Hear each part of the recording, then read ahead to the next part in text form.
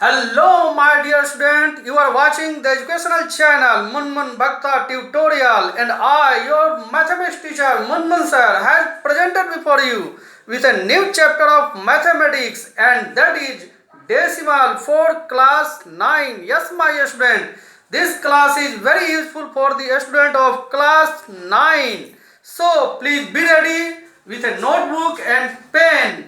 And without wasting the time I just come to the point. प्यारे विद्यार्थियों, आज की इस क्लास में हम लोग टर्मिनेटिंग डेसिमल और नॉन टर्मिनेटिंग डेसिमल को पढ़ने वाले हैं। और इससे पहले मैं बताऊं कि ये टर्मिनेटिंग और नॉन टर्मिनेटिंग डेसिमल कहां से आया, तो इसको जानने के लिए हम थोड़ा सा बैक जाएंगे और मैं आपको शुरू करता हूं बात डेसिमल से। एक बात मैं यहाँ बताना चाहता हूँ, हम आप में से वैसे स्टूडेंट जो अभी तक डेसिमल और रेशनल नंबर को अच्छी तरह से नहीं समझ पाए हैं, वे मेरे एक वीडियो जिसका हेडिंग है नंबर सिस्टम पर मैंने बनाया है, और उसको जरूर आप वॉच करें, वहां से इस कंसेप्ट को क्लियर कर लें, तब इस क्लास को अटेंड करें, आपको अच्छी तरह से समझ में आएगा। क्योंकि हम यहाँ उन बातों की अब चर्चा नहीं करेंगे, हम डेसिमल से सीधे आगे बढ़ेंगे। तो आइए समझने का एक कोशिश करते हैं, ये नॉन टर्मिनेटिंग और टर्मिनेटिंग डेसिमल कहां से आया। जो ये डेसिमल वर्ड है ना, जिसको हम डेसिमल कहते हैं, ये डेसिमल जो है इसको दो पार्ट में डिवाइड किया गया। पहला टर्मिनेटिंग डेसिमल और सेकंड नॉन टर्मिनेटिंग डेसिमल। आप इसे अच्छी तरह से समझने के लिए आपको मैं इसे स्क्रीन पर दिखा रहा हूं, आप इसे अच्छी तरह स्क्रीन पर देख सकते हैं। डेसिमल को दो भागों में बांटा गया है, फर्स्ट टर्मिनेटिंग डेसिमल और सेकंड नॉन टर्मिनेटिंग डेसिमल। और ये टर्मिनेटिंग डेसिमल और नॉन टर्मिनेटिंग डेसिमल क्या है, इसको समझने के लिए और इसको डिफाइन करने से पहले आइए हम कुछ एग्जाम्पल्स पर चर्चा करते हैं। और मैं आपको दूंगा एक छोटा सा काम, क्योंकि हम यहाँ कुछ डिवीजन के प्रोसेस को दिखाने वाले हैं आपके सामने। और मैं आपको ये कहूँगा कि आप सब केवल वीडियो को वॉच नहीं करेंगे, बल्कि आप सब भी अपने दिमाग पर थोड़ा सा जोर डालेंगे। मैं आपको हेल्प करता हूँ कि आपको वॉच क्या करना है। प्यारे विद्यार्थी, आपको ये देखना है कि जो डिवीजन का प्रोसेस चल रहा है उसके कोसेंट में और उसके रिमाइंडर में दो बातों पर ध्यान देना है कि क्या उस डिवीजन प्रोसेस में रिमाइंडर कभी जीरो हो रहा है या नहीं, या फिर कोसेंट में कोई डिजिट आना बंद हो रहा है, या कंटिन्यूअस वो चलता ही जा रहा है, या आगे तक चलता जाएगा। मैंने आपको थोड़ा सा हिंट्स दिया है हेल्प के लिए। और आइए हम कुछ एग्जांपल्स को देखते हैं जो आपको स्क्रीन पर दिखाई पड़ रहा है। मेरा फर्स्ट एग्जाम्पल है, मैं 3 एग्जाम्पल लूंगा आपके सामने इसे क्लियर करने के लिए, और आपके सामने स्क्रीन पर दिख रहा है first example, and this is 33/4। हम 33/4 का डेसिमल एक्सपेंशन करेंगे, यानी कि इसको डेसिमल में कन्वर्ट करने के लिए हम प्रयास करेंगे। और उसके लिए आप जानते हैं कि हम क्या करते हैं, 33 को हम 4 से डिवाइड करेंगे। और जैसे ही हम 33 को 4 से डिवाइड करते हैं, आप डिवीजन का प्रोसेस अच्छी तरह से जानते हैं, इसे मैं ज़्यादा एक्सप्लेन नहीं करूँगा। मेरा पहला जो है 4 8 जा 32, और ये 32 लेस हुआ तो यहाँ 1 आया।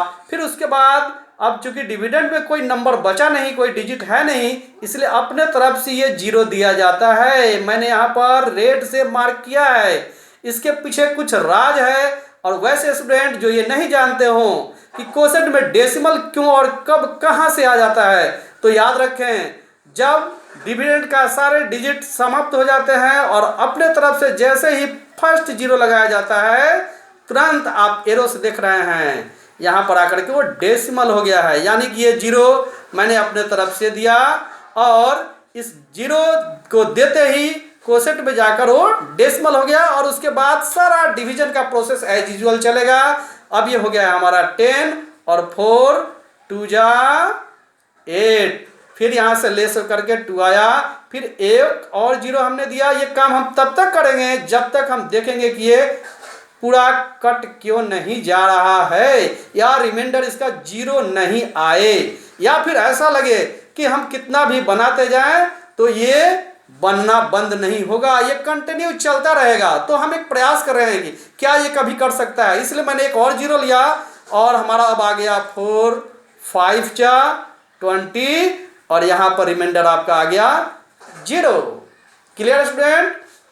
इस बात को नोट किया जाए मेरे स्टूडेंट कि हमने इस डिवीजन प्रोसेस में देखा कि इस डिवीजन को जब हम बनाते जा रहे हैं इसका डेसिमल एक्सपेंशन करने के लिए, तो एक ऐसी स्थिति आ रही है कुछ स्टेप्स के बाद डिवीजन का प्रोसेस बंद हो जाता है, यानी कि रिमाइंडर 0 हो जाता है और क्वोशेंट में भी डिजिट आना बंद हो जाता है। इस पॉइंट को अपने दिमाग में आप नोट करें, हम लोग इस बात से कुछ रिजल्ट को निकालेंगे। आइए अब दूसरे एग्जाम्पल की तरफ हम बढ़ते हैं और जो मैंने दूसरा एग्जाम्पल लिया है वो आपको स्क्रीन पर दिख रहा है और दूसरा है सेकंड एग्जाम्पल 10/3 और इस 10/3 को भी अब हम डिवाइड कर रहे हैं, इसका डेसिमल एक्सपेंशन कर रहे हैं। तो हम 10 में 3 से डिवाइड करेंगे और हमारा 3 3 जा 9 हो गया, 10 से 9 लेस किया 1 हुआ और यहाँ देख लीजिए फिर मैंने रेड से मार्किंग किया है, ये 0 मैंने अपने तरफ से लिया है क्योंकि क्वोशेंट का डिविडेंड का सारा डिजिट जो है समाप्त हो गया है, तो हम अपने तरफ से लेते हैं और जैसे ये 0 अपने तरफ से लेते हैं क्वोशेंट में जाकर क्या हो जाता है, डेसिमल हो जाता है। अब डिवीजन का प्रोसेस एज यूजुअल चलेगा, 3 3 जा 9, फिर यहाँ 10 में से 9 लेस करके 1 आ गया। आप गौर करेंगे 1 फिर आया है, फिर एक 0 हम अपने तरफ से डालेंगे, ये कोशिश करेंगे देखने के लिए कि क्या ये कट रहा है या नहीं। तो फिर एक बार ये 3 3 जा 9 लग गया डिवाइड और ये फिर रिमाइंडर 1 आ गया, मैंने फिर एक 0 लिया और ये फिर 3 3 जा 9 और फिर 1 आया और मैं यहाँ डैश डैश दिखा रहा हूँ, इसका मतलब कि हम देख रहे हैं ये रिमाइंडर 1 जो आ रहा है पिछले कुछ स्टेप से यह कभी बंद होने वाला नहीं है और क्वोशेंट में 3 3 3 आना भी बंद होने वाला नहीं है। तो दोनों एग्जाम्पल्स में अभी आपने क्या अंतर देखा? एग्जाम्पल फर्स्ट हमने देखा कि कुछ स्टेप के बाद रिमाइंडर हमारा 0 हो गया, यानी कि कट गया, डिवीजन प्रोसेस बंद हो गया। इसमें हमने देखा कि डिवीजन का प्रोसेस जो है हमारा बंद नहीं हो रहा है, रिमाइंडर 0 आने का नाम नहीं ले रहा, वो कंटिन्यू 1 आता जा रहा है। अगर हम ये कोशिश करें कि हम इसको कंप्लीट करके ही रखेंगे तो आपको क्या लगता है, अगर हम पूरे दिन भर बनाएंगे तो ये बन जाएगा, कट जाएगा, रिमाइंडर 0 आ जाएगा? बिल्कुल नहीं। अगर आप 2 दिन भी बनाएंगे, 10 दिन बनाएंगे, लाइफ लॉन्ग भी बनाएंगे ना, बनाते बनाते आप मर जाएंगे, दूसरे जनरेशन को ये वर्क देकर जाएंगे, फिर भी ये डिवीजन का प्रोसेस कभी भी एंड होने वाला नहीं है। तो ऐसी स्थिति में हम जब देखते हैं ये डिवीजन प्रोसेस बंद होने वाला नहीं है, कोई डिजिट कंटिन्यू रिपीट हो रहा है, तो हम क्या करते हैं, डॉट डॉट डॉट उसके आगे दिखा देते हैं और इसी को शॉर्टकट में हम अब लिखते हैं जैसा कि आपको दिखाया गया है 3.3 और उस पर एक रेकरिंग का एक मार्क है जो बार जैसा आप देख रहे हैं ना, रेकरिंग, ये बताता है कि इसके आगे अब केवल 3 ही आने वाला है। तो जब हम ये देखते हैं कि 3.33 मेरा है तो इसको शॉर्टकट में हम लिखते हैं 3.3 recurring. That's all my student, clear हो गया? आगे बढ़ते हैं एक थर्ड एग्जाम्पल की तरफ और थर्ड एग्जाम्पल देखिए क्या है हमारा। थर्ड एग्जाम्पल है 22/7 और 22/7 को ठीक उसी तरह से हम इसका डेसिमल एक्सपेंशन करते हैं। 7 3 जा 21, 1 आ जाता है, फिर ये 0 हमने लिया, आपको बताया गया है कि ये डेसिमल को इंडिकेट करता है, डेसिमल यहाँ हो जाएगा इसकी वजह से।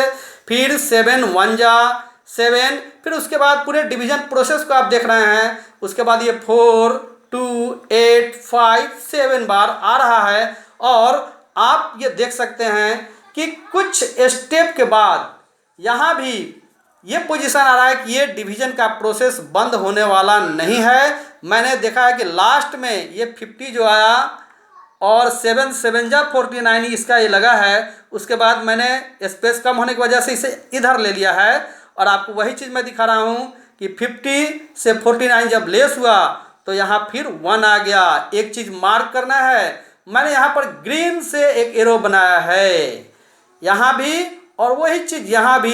ये एक राज को खोल रहा है और वो राज ये है कि इस डिवीजन प्रोसेस में यहाँ से जब 1 शुरू हुआ तो 0 आया और 7 1 जा लगा, फिर 7 4 जा लगा।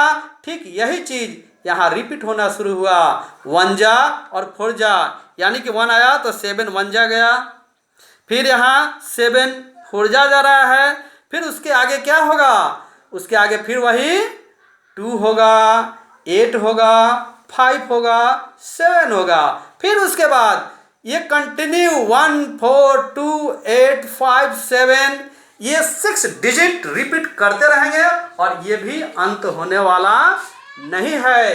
तो इस पॉइंट को नोट किया जाए। हम लोगों ने 2 चीज इसमें देखा कि डिवीजन प्रोसेस में एक डिवीजन ऐसा है जो कि बंद हो जा रहा है और एक डिवीजन प्रोसेस कंटिन्यू चला जा रहा है, उसमें रिमाइंडर 0 नहीं आ रहा है। और यहां से हमें 2 बातों का क्लियर होना पड़ रहा है, क्लियर हो रहा है। और वो चीज ये है कि टर्मिनेटिंग का हिंदी में बताऊंगा आपको होता है शांत दशमलव, और नॉन टर्मिनेटिंग डेसिमल का मतलब होता है अशांत दशमलव। तो डेसिमल एक्सपेंशन में जब डिवीजन का प्रोसेस शांत हो जाए, यानी कि 0 आ जाए रिमाइंडर, तो वो शांत हो गया, इसलिए उसको शांत दशमलव और इंग्लिश में इसको टर्मिनेटिंग डेसिमल कहते हैं। और जब दूसरे तरफ जब वो शांत नहीं हो, रिमाइंडर 0 नहीं आए, तो उसको हम अशांत दशमलव, in English non terminating decimal कहते हैं। तो इसको इंग्लिश में हम कैसे डिफाइन कर सकते हैं? In a decimal expansion when the division process stops after some steps and remainder becomes 0, then it is called terminating decimal. And in other hand, for non-terminating decimal, we can say that in a decimal expansion, when remainder does not become 0 after some steps, then it is called non-terminating decimal. Clear student? और इतना समझने के बाद आप कुछ question को solve करने के लायक हो गए हैं और ये इस तरह के क्वेश्चन आपके बुक्स में भी हैं, तो आप होमवर्क को नोट करेंगे। आज के क्लास में इतना ही, फिर मिलते हैं अगले क्लास में इसके पार्ट 2 के साथ। अभी हमें बहुत और कुछ भी समझना है। मुझे विश्वास है कि आप लोगों का यह 2 चीज़ टर्मिनेटिंग और नॉन टर्मिनेटिंग डेसिमल क्या है क्लियर हो गया होगा। तो होमवर्क को आप बनाएंगे। वीडियो वॉच करने के लिए धन्यवाद।